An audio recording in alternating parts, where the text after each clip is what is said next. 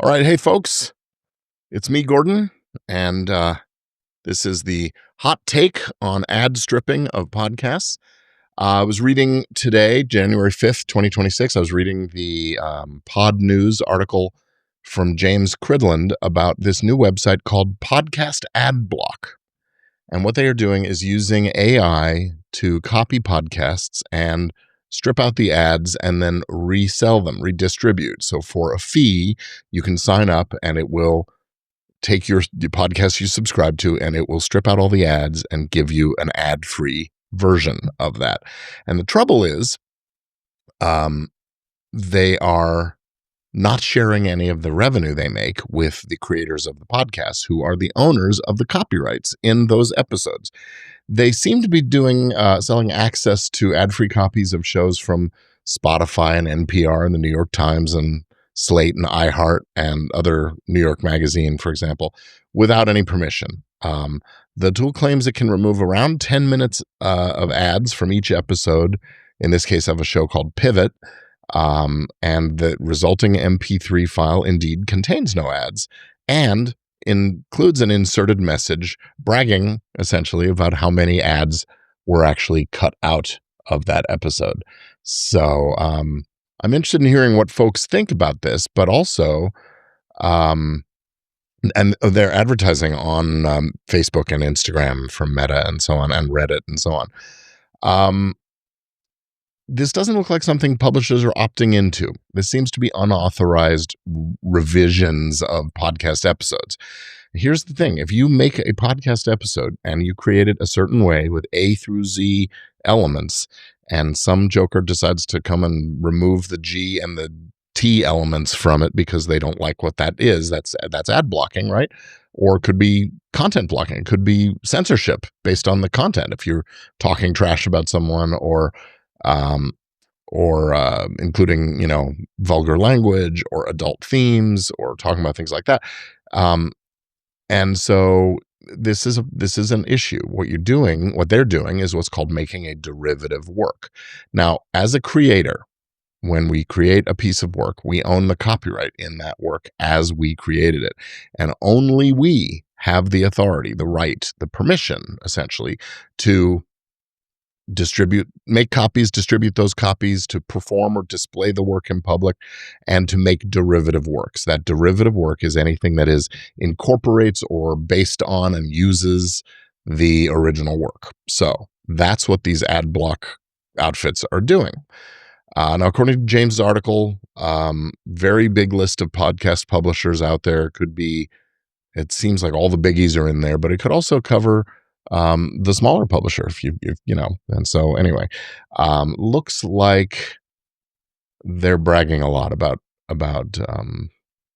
what the number of ads removed are. And James does a little math. He says, using a conservative $10 CPM, that's cost per thousand for a 30-second spot, based on their numbers, that could be nearly $1 million in lost revenue for the industry since this outfit started up about 6 months ago. So the question is this legal? Well, no, I don't think it is.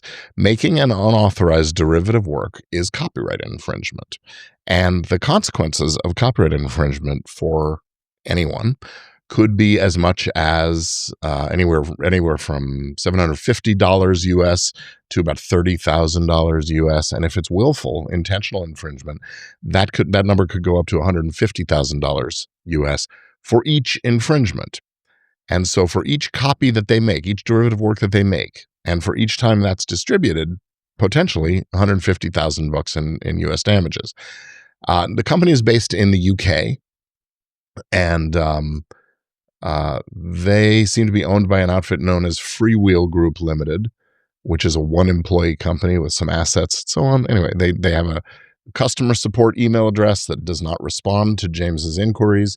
Anyway, I want to give props to James for noticing this and calling it out. And I'm going to share just a little bit of information about some similar things that have gone on in the past. So back in the teens, 2016 or so, Disney, Lucasfilm, Fox, Warner Brothers sued a company based out of Utah here in the U.S. called VidAngel. It was a streaming service that allowed users to filter out profanity, sex, and violence from movies. They would buy a DVD and then stream the edited versions without licensing them, without permission from the studios that own them. The studios said this was a copyright infringement, unauthorized public performance of copyrighted works, and a federal judge granted an injunction putting an end to that. Then in August of 2017, the Court of Appeals, the Ninth Circuit, upheld that decision, ruling that the business model created a giant loophole in copyright law and violated the public performance rights of copyright holders. So also back in 2006, there was another outfit, several other companies, Clean Flicks, Family Flicks, Clean Films, Play It Clean Video, all of these edited and sold sanitized versions of movies. They were all issued permanent injunctions prohibiting them from doing this kind of stuff. And the Directors Guild of America and a number of directors, Steven Spielberg, Robert Altman, and so on, they all supported this lawsuit because it was undermining their creative vision. When you make a film, it's yours. You get to decide how it's edited, how it's changed, and so on. What else? I'm reading an AI response to a query I did on my Google, and the answer saying here, in 2023, there was a coalition of studios, Universal, Disney, Netflix. They got a $30 million judgment against two illegal streaming sites, All Access TV and Quality Restreams, both of which offered pirated content, including major franchises like Harry Potter and Jurassic Park. It was not specifically about sanitized content, but that case also reflects the industry, the entertainment industry's efforts to combat unauthorized streaming and distribution of copyrighted material without permission.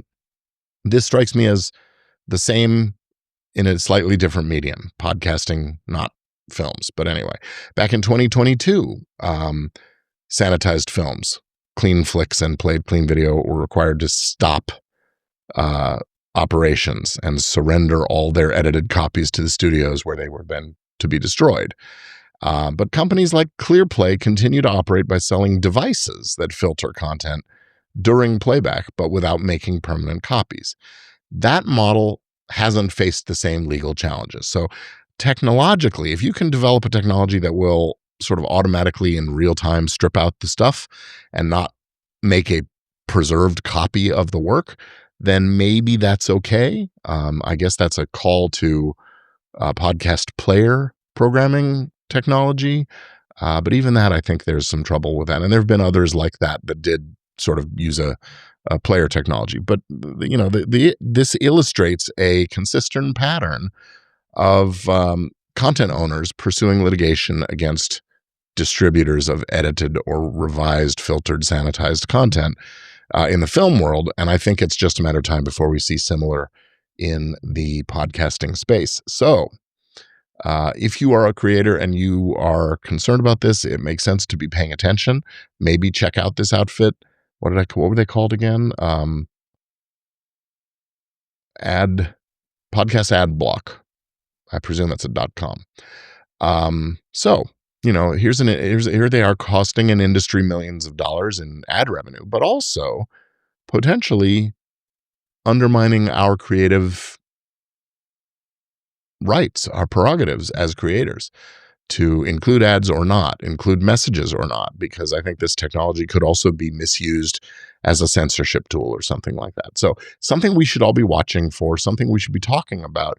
And we should be supporting the podcast companies out there and encouraging them to go after this and put them down, put them out of business, so that we don't wind up in a space like the music industry encountered with Napster and LimeWire all those years ago, and just sort of this thing can get out of control if we don't act quickly to put controls in place. So, shame on you, PodcastAdBlock. Congratulations to you, James Cridland, and PodNews for breaking the story today. And thank you for calling it to my attention. I'll be talking about this, I'm sure. I'm coming up to PodFest in a couple of weeks, and my talk is about the use of AI in podcasting. This is going to be made now an additional component of my talk. So it's all good. Anyway, hope you're well. Hope everybody's getting something out of this. If you have something to say about this, I hope you'll comment on the video and let me know your thoughts. And see you real soon. Take care.